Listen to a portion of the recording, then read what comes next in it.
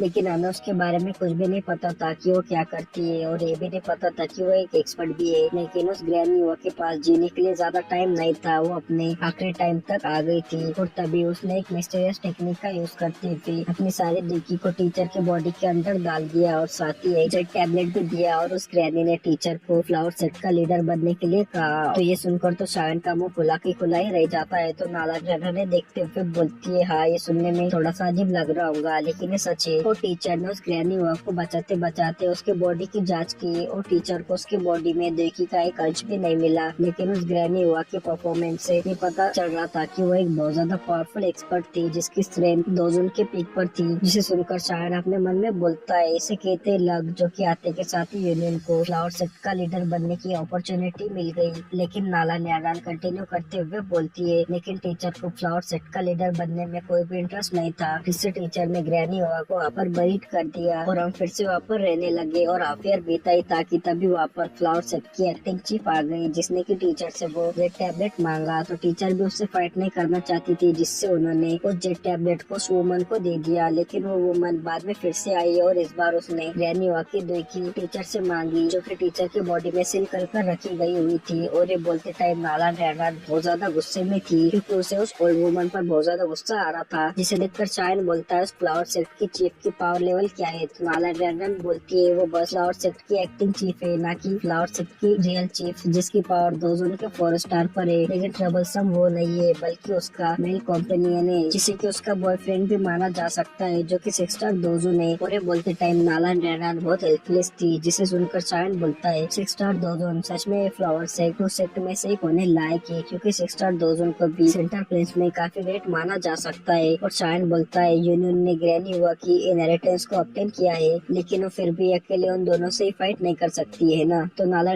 बोलती है, इतने कम टाइम में टीचर आखिर कैसे उस ग्रैनी हुआ की देकी को पूरी तरह से रिफाइन कर सकती है। और उस टीचर के बॉडी से पूरी तरह से मर्ज हो गई है, जिससे कि उस ग्रैनी हुआ की देकी को अब टीचर के बॉडी से बाहर नहीं निकाला जा सकता। और उस देकी को अगर टीचर के बॉडी से बाहर निकाला जाता है तो इससे टीचर की जान भी चली जाएंगी। और वो वुमन टीचर की जान लेना चाहती है, लेकिन उस ग्रैनी हुआ ने जाने से पहले सभी तैयारियां कर रखी थी, जिससे फ्लावर सेट के काफी सारे एल्डर टीचर के साथ खड़े हो गए, जिसकी वजह